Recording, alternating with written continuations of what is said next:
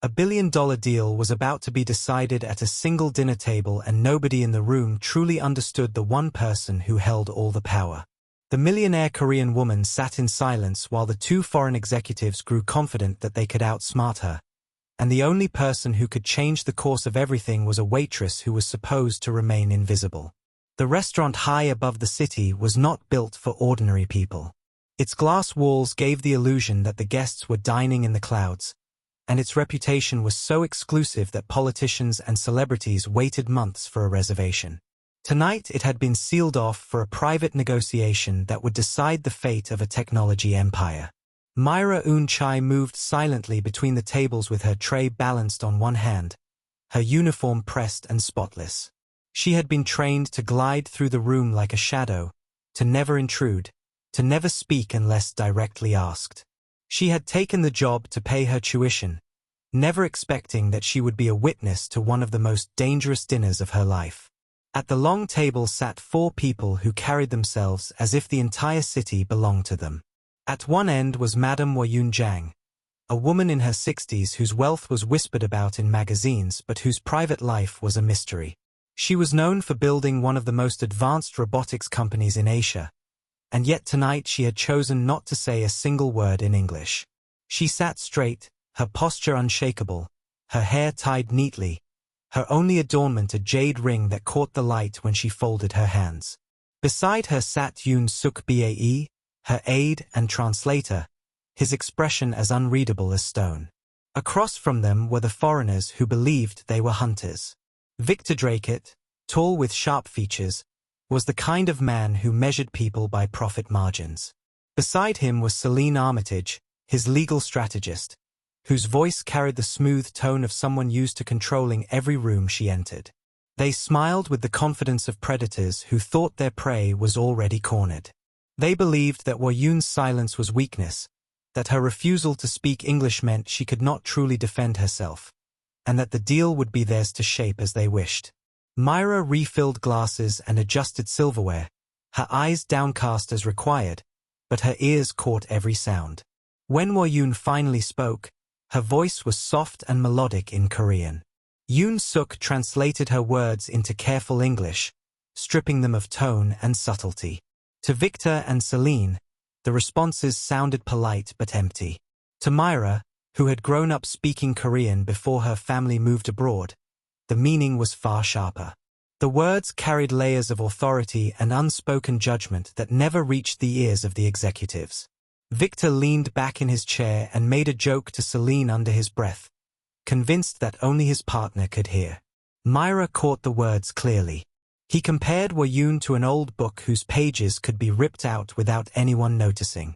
Celine smirked, whispering that the merger contract would bury all her executives and give them full control.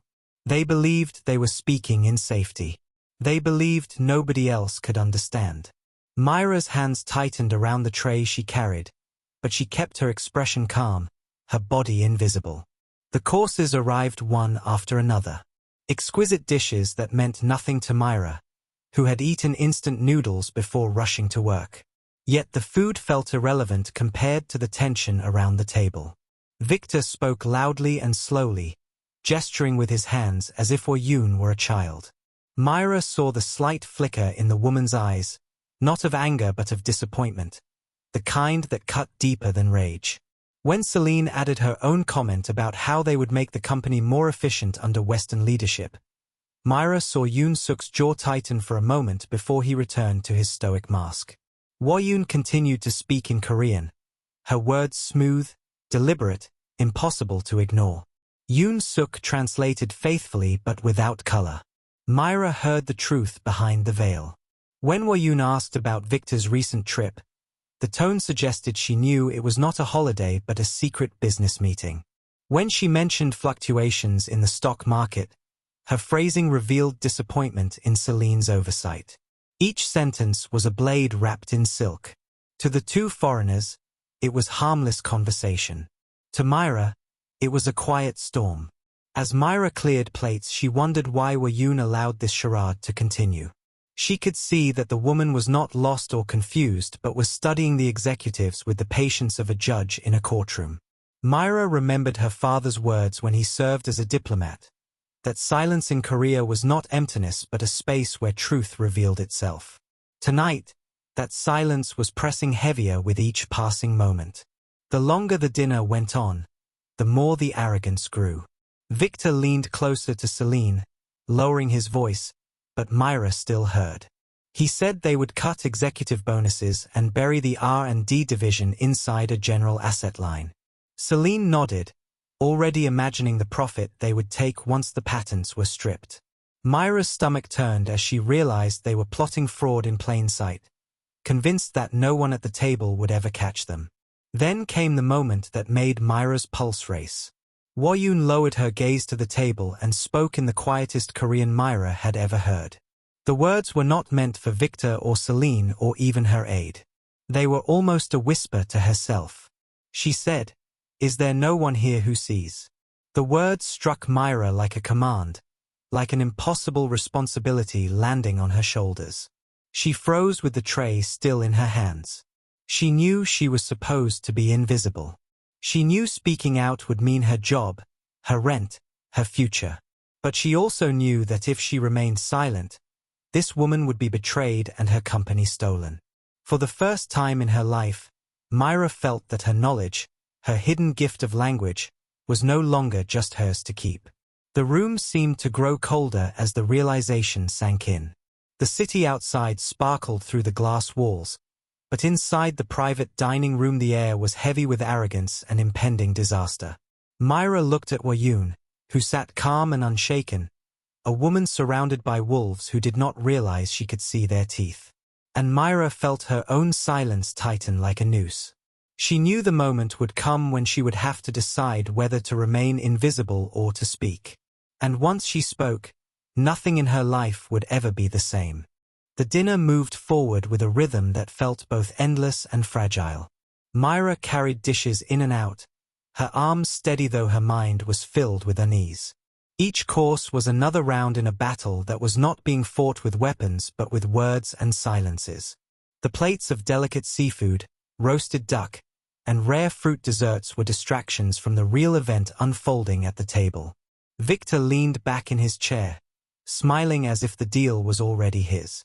Celine scribbled notes on her tablet, occasionally glancing at Woyun with the cold calculation of someone assessing property rather than a human being.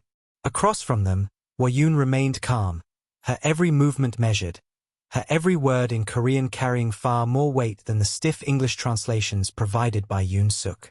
Myra moved like a shadow between them, unseen, but she could not unhear the truths hidden in the Korean words and the lies being spun by the foreigners. Victor raised his glass and made another attempt to break through the silence he thought was ignorance. He praised Woyun's company, calling it groundbreaking, but his tone was that of a man flattering only to soften resistance. Woyun replied in Korean with words that meant she accepted his praise but did not believe his sincerity. Yoon Suk translated flatly, saying only that she appreciated the compliment. Myra almost choked on the difference. She realized with growing certainty that Victor and Celine were missing the entire game being played. They thought they were negotiating with someone blind and helpless, but in truth they were revealing themselves with every smirk and every whispered side comment. Celine decided to change her tactic. She leaned forward, her voice silky but firm, telling Woyun that partnerships with Western firms were the path to global influence. She claimed that the merger would lift her company to new heights, that this was a once-in-a-lifetime chance. Woyun listened, her face calm, her eyes unblinking. When she answered in Korean, her words were sharper. She said that power gained by surrendering what one has built is no power at all. She said that the roots of a tree cannot be bought, only stolen, and that stolen roots rot quickly. Again Yoon Suk softened it into a simple thank you for the advice. Myra's heart pounded. The truth was not being carried across the table. The blade hidden in the Korean was being dulled by the translation, and Victor and Celine laughed quietly, still believing they were in control. As the main course was served, Myra caught the small details that others ignored. She saw Victor's thumb tapping against the stem of his wine glass, faster each time Woyun spoke. She saw Celine's eyes dart toward a folder that sat beside her, a contract waiting for the final strike. She noticed how Yoon Suk shifted his weight slightly whenever Victor raised his voice, as if holding back a reaction. These were the small tells, invisible to most, but Myra had been raised to notice them. Her father had once told her that true diplomacy was reading the room more than the words. She understood now that this dinner was no different than a battlefield, except the wounds would be made on paper rather than flesh. Victor began to grow impatient. He leaned closer to Celine and muttered in English, low but still clear to Myra as she poured water nearby. He asked if this was a power play, if Yoon was making them beg just for the thrill of it. Celine whispered back that it did not matter, because in the end they would strip her company down and reshape it as they pleased. Myra almost dropped the pitcher in her hands. Their arrogance was so thick it was suffocating. They were not even trying to hide their intent. They assumed that Yoon could not understand, that Yoon Suk would never betray them, and that the waitress beside them was nothing more than part of the furniture. Yoon's eyes followed every movement. When Victor laughed at his own joke, her gaze remained steady. When Celine adjusted the contract folder, her eyes flicked for just a second before returning to calm stillness. Myra could feel the weight of those eyes even from across the table. It was as if Yoon saw everything, measured everything, and yet refused to act until the right moment. Myra felt a strange connection, as though the older woman knew she understood. And then it happened. Yoon lowered her voice and spoke in Korean, but this time her words were softer than ever, almost like a sigh. She asked if there was anyone in the room who could truly see, if there was anyone who would speak truth when others were blinded by greed. Yoon Suk did not translate this time. He bowed his head, letting the moment pass as if nothing had been said. But Myra heard it, every syllable striking her like a bell in her chest. The words were not a request, not even a question. They were a call, an opening, a chance. Myra stood frozen, her heart hammering, torn between the training that demanded silence and the rising voice inside her that told her to answer. The dinner continued, but for Myra everything had changed. She no longer felt like a servant watching a game. She felt like a witness to a crime that had not yet been committed. Victor raised his voice again, speaking slow English with exaggerated gestures, as though the louder he was the more he would be understood. He leaned forward and told Yoon they were offering her a very good price, speaking in broken words as though addressing a child. Myra felt heat rise in her face. The insult was unbearable. She glanced at Yoon and for the first time saw something break through her mask. It was not anger but sadness. Celine placed the contract folder on the table with a deliberate gesture, her smile cold and satisfied. She said the terms were ready for signature, that everything had been simplified for Madame Zhang's convenience. Myra's stomach twisted. Simplified meant stripped, manipulated, dangerous. She knew if that folder was signed tonight, Yoon's empire would be gutted and sold piece by piece to men and women who saw her only as an obstacle. Myra wanted to scream, but she held her breath. As she cleared plates and replaced glasses, Myra's mind raced. She thought of her student loans, of her mother who called her every week asking if she was eating enough, of her professor who had encouraged her to follow her dream of art.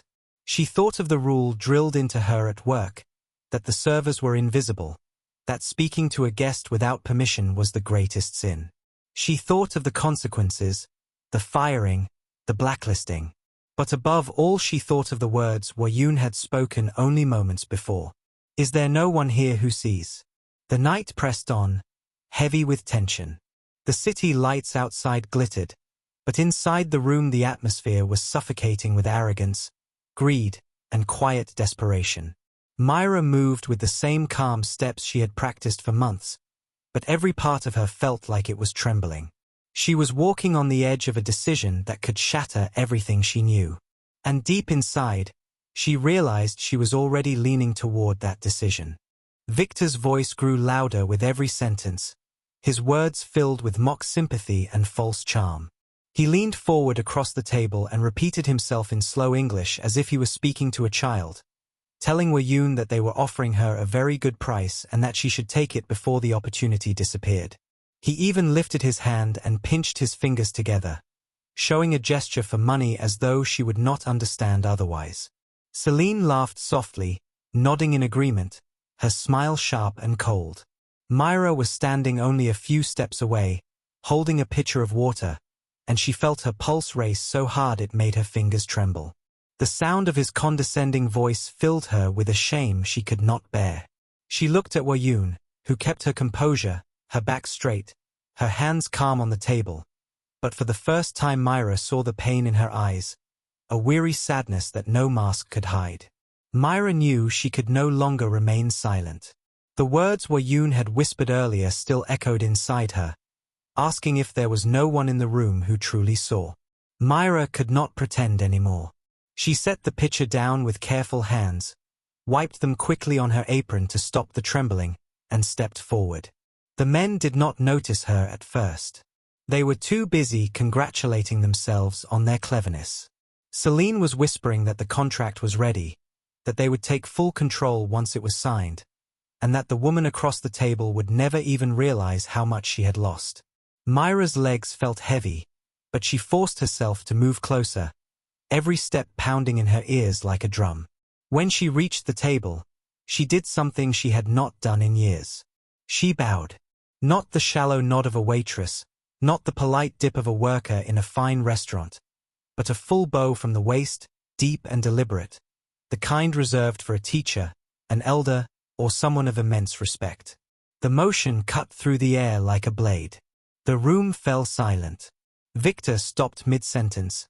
Celine's smirk froze on her lips, and even Yoon-suk raised his eyes in shock.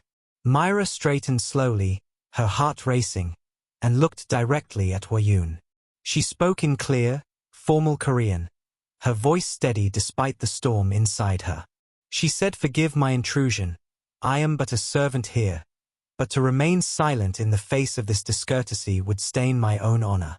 Please allow me to help." The reaction was instant. Victor blinked as if he had just seen a chair speak.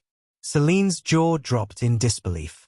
Yoon-suk stared at Myra with wide eyes, his composure cracking for the first time all night. And Woo-yoon's mask finally broke. Tears welled in her eyes, glistening under the light, her lips parting as if she had been waiting for this moment. Her voice came out in a whisper, fragile yet filled with relief. "You understand." Myra bowed her head slightly and answered, "I understand everything, not only your words but the meaning behind them." The room shifted. The power that Victor and Celine had carried like armor seemed to crumble in an instant. They were no longer in control. Myra was no longer a silent shadow refilling glasses. She was a bridge, a voice, the one person who had pierced through the wall of misunderstanding. Woo-yoon gestured gently toward the empty chair beside her, her eyes never leaving Myra's. It was not a request but an invitation filled with authority. Myra hesitated for a moment, knowing that every rule she had lived by in this restaurant was about to be broken beyond repair. But she also knew there was no turning back. She pulled out the chair and sat down. Victor finally found his voice, but it was sharp and angry now, his arrogance bruised. "Who are you?" he demanded. "What did you say to her?" His tone was laced with suspicion, but Myra did not look at him. She kept her eyes on Woo-yoon and waited. The older woman spoke softly in Korean, her words carrying the weight of command. Myra turned to the executives and translated with perfect clarity. "Madam Jang asks me to serve as her translator for the rest of this evening. She feels it is time you understood her fully." Victor's mouth tightened, Celine's face flushed, but neither of them could object without revealing their fear. Myra felt the shift inside herself as well. The apron still clung to her body, the symbol of her invisibility, but in this moment it felt like armor rather than a chain.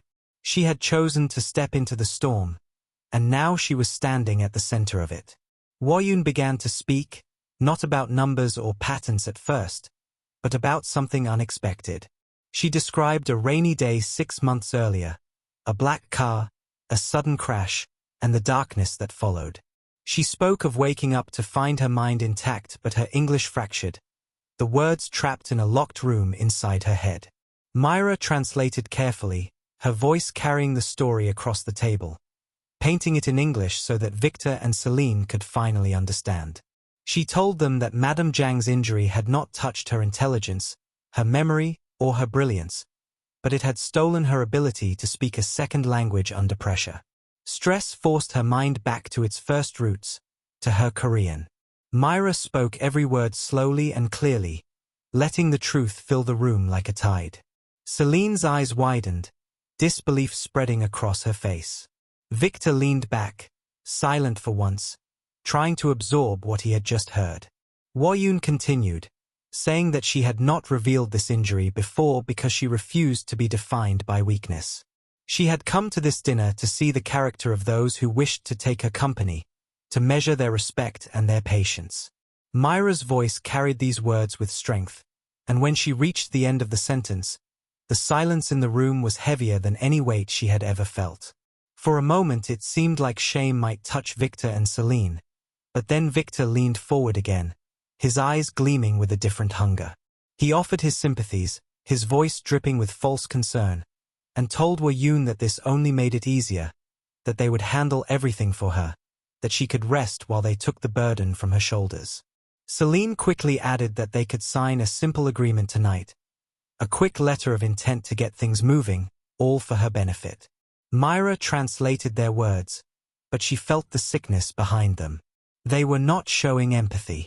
They had scented weakness like sharks tasting blood in the water. Huayun's eyes flickered with the same disappointment Myra had seen before, but now there was something else, a spark of steel beneath the sadness.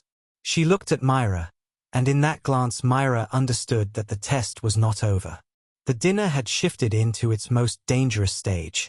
Myra's role was no longer just to translate words. It was to protect truth against deceit. She straightened in her chair, her heart steadying as she prepared herself for what was coming. She was no longer invisible, no longer a shadow at the edge of the room. She was in the center of the storm, and the real battle was about to begin. The contract sat on the polished table like a weapon waiting to be used. Celine slid the leather folder forward with the kind of smile that did not reach her eyes, a smile that promised victory before the battle was even finished. Victor leaned back, his fingers drumming on the arm of his chair as though he already owned everything inside the document. Myra felt her chest tighten as she glanced down at the folder. She was no lawyer, but she had spent countless nights watching her father proofread diplomatic texts, and she had learned enough to recognize when language was crafted to deceive. She opened the folder slowly, her fingers brushing the smooth pages, and began to read aloud in Korean for Huayun, her voice steady though her stomach churned. Each line she translated carefully, and with each clause her unease grew stronger. Victor interrupted almost immediately. He said Clause 7 was standard legal wording, nothing important, just background terms that could be skipped over. Celine added that Section 12 was a formality, only a detail about restructuring the executive team. Myra looked up from the paper and for the first time met their eyes directly. Her voice was calm but firm as she said in Korean to Huayun that these sections were not simple at all. She explained that Clause 7 granted Victor's company the right to renegotiate every patent license Vance Robotics currently held. It was not protection. It was an opening to dismantle everything she had built and sell it off piece by piece. She then explained that Section 12 was not about restructuring but was a non-compete clause written so broadly it would stop not only her executives but even Huayun herself from working in the field for a decade. Myra translated these words into English as well, not softening them, not hiding the truth. The shock in Victor's eyes quickly turned into anger, but he said nothing. Celine tried to recover. She claimed it was a misunderstanding, that the wording was simply technical, nothing unusual. Myra ignored her and continued reading. She pointed out how the valuation of the Research and Development Division had been quietly removed from the breakdown, folded into general assets. She looked up at Huayun and translated her question. Where was the 100 million valuation that had been in the original draft? Victor waved his hand dismissively, saying it was still there, just summarized. Celine nodded quickly, adding that it was only a clerical simplification. But Myra did not move on. She translated Wo Yun's reply word for word. She said numbers that large are never silent by accident. She wanted them to point to the exact place in the document where her life's research was accounted for. The silence that followed was broken only by the frantic rustling of Victor and Celine flipping through their copies, searching for words that did not exist. Myra realized in that moment that Wo Yun had already known all of this. The older woman had not needed Myra to expose the contract. She could read English well enough, even if speaking it was a struggle. What she had needed was someone willing to reveal the character of the others in the room. Myra understood now that everything had been a test, not only for Victor and Celine but for her as well. She felt a strange strength fill her as she looked across the table. The two powerful executives who had seemed untouchable earlier now looked smaller, weaker, caught in their own deception. Victor slammed his palm down on the table, his mask of charm finally cracking. He demanded to know what Myra was telling her, why she was twisting things to create problems. He said she was just a waitress, someone who had no right to sit at this table. His voice rose with each word, but Myra did not flinch. She answered evenly that she was simply ensuring Madame Zhang understood the precise meaning of every clause. She reminded him that clarity was the foundation of trust, and if he objected to clarity then perhaps his intentions were not as pure as he claimed. The words silenced him for a moment. His face was red, his jaw tight, but he could not argue without exposing himself further. Wo Yun sipped her tea with deliberate calm. Her eyes were sharp now, no longer sad but filled with fire. She spoke in Korean, her words crisp and commanding. Myra translated them without hesitation. Madame Zhang says that attempting to bury the intellectual property clause was an insult to her legacy. She says that the non-compete clause is a sign of arrogance, a belief that you could dictate the future of a woman who has built what you could never build yourselves. And she says that the disappearance of the R&D valuation reveals the truth that you did not come here to partner with her. You came to strip her company for parts. Celine paled, her hands tightening around her tablet. Victor's smugness drained away, leaving only anger and fear. He tried to laugh it off, saying this was all just negotiation, that all contracts had strong language to protect both sides. But his laugh rang hollow in the heavy air of the dining room. Myra saw sweat forming at his temple, his confidence unraveling. Then Wo Yun spoke again, and this time she kept it brief. She gave Myra instructions that were clear and final. Myra turned to Victor and Celine and relayed the words in English, her voice steady. Madame Zhang has made her decision. This negotiation is over. Victor started to argue, but he was interrupted by the sudden sound of a small recorder clicking on. David Chen, who had remained quiet for most of the evening, placed it on the table. The distorted voices of Victor and Celine filled the room, repeating every whispered conspiracy they had shared earlier, every scheme to cut out performance incentives, to cheat her executives, to steal value while pretending to simplify. The words echoed like a sentence being read aloud in a courtroom. The silence that followed was absolute. Victor's face turned ashen, Celine's hands trembled as she tried to close her tablet, and Myra sat frozen, her heart pounding as she realized what had just happened. The trap had been waiting all along. Wo Yun had let them reveal themselves fully, had given them the rope, and now she had pulled it tight. And then, in a voice that shocked everyone in the room, Wo Yun spoke English. Her voice was raspy, fragile, but it carried a steel edge that made the hair on Myra's arms rise. She said, "I believe this meeting is finished." The words were final, clear, undeniable. She rose from her chair with grace, David holding it for her, and without another glance at the defeated pair across the table, she walked toward the door. Myra watched her go, her chest filled with awe and disbelief. The older woman had turned silence into a weapon, patience into power, and she had ended the night on her terms. Victor and Celine sat in ruins, their deal destroyed, their pride shattered. Myra felt both fear and pride surge through her. She knew her life was no longer the same. She had stepped into the fire and had not been burned. Instead, she had discovered something inside herself she had never known was there. The dining room was quiet after Woyun left, but it was not a peaceful quiet.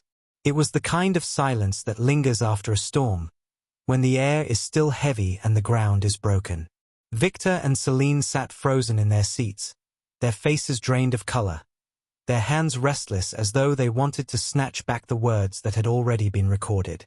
David slipped the small device back into his jacket with a calmness that made them both shrink further into their chairs. Myra remained seated, unsure if she should move, unsure if she even belonged at the table anymore. Her apron felt strange against her now, as though it belonged to someone else, someone smaller. Her breath came slow and uneven, the weight of what had just happened pressing down on her like a stone. The service door burst open with a crash, and Myra's manager, Mr. Dubois, stormed into the room. His face was red, his jaw tight, his eyes blazing with fury.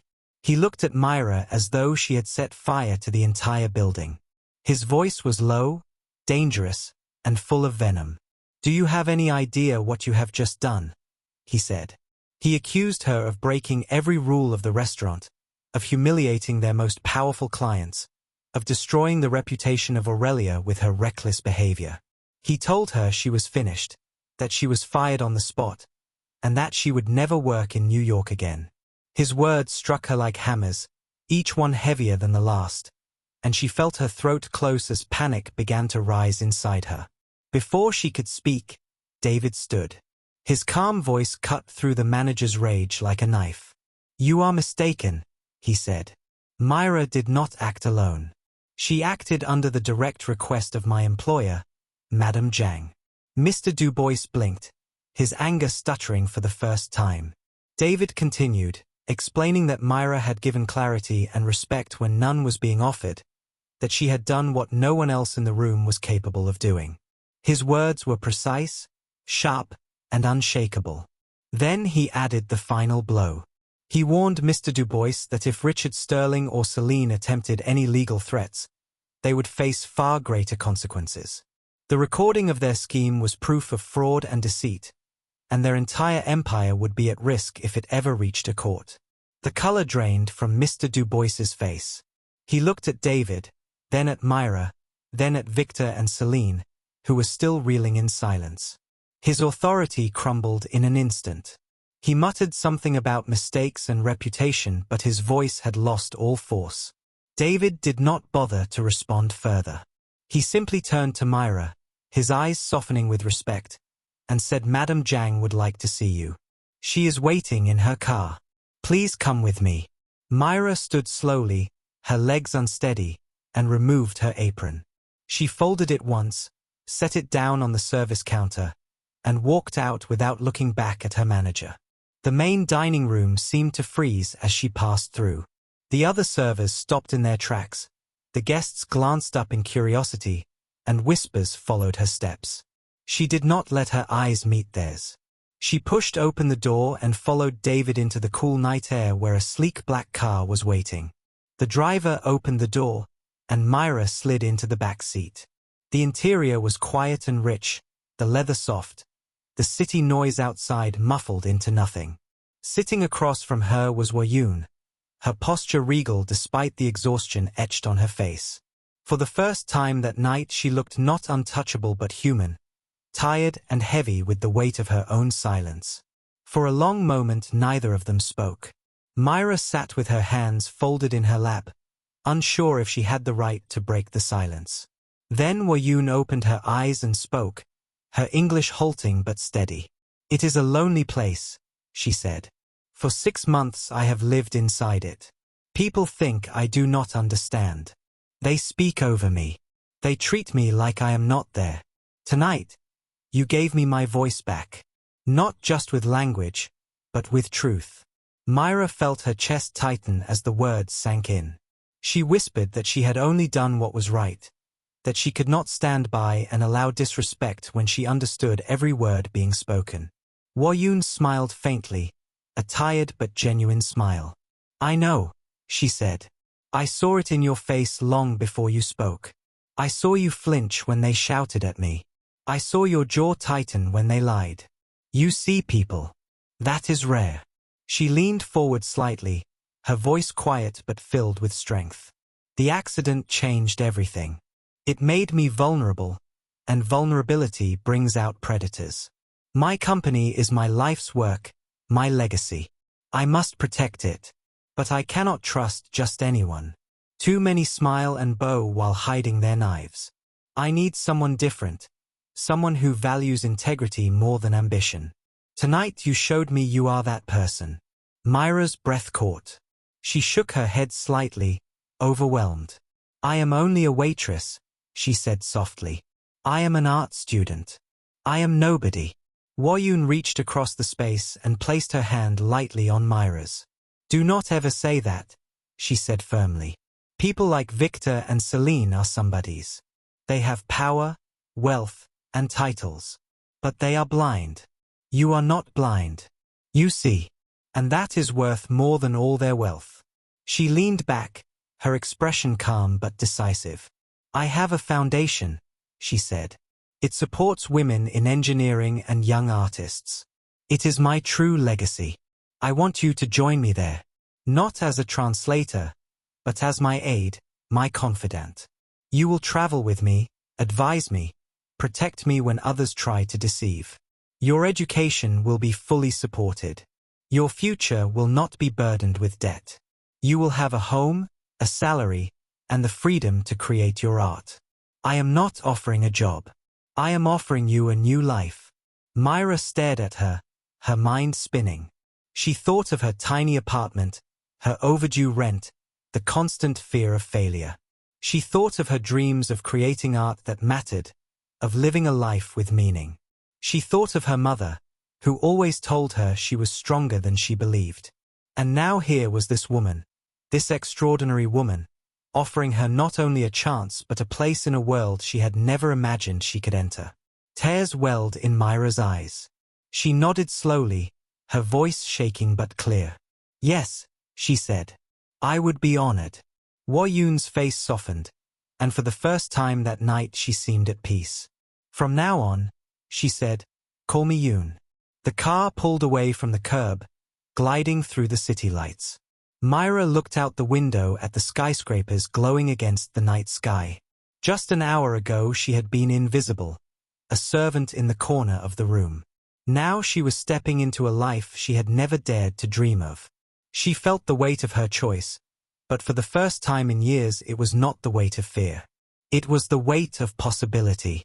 She turned back to Yoon and saw in her eyes not only gratitude but trust. The road ahead was uncertain, filled with challenges she could not yet imagine. But she knew she would not walk it alone. And for the first time in her life, Myra felt that she was exactly where she was meant to be.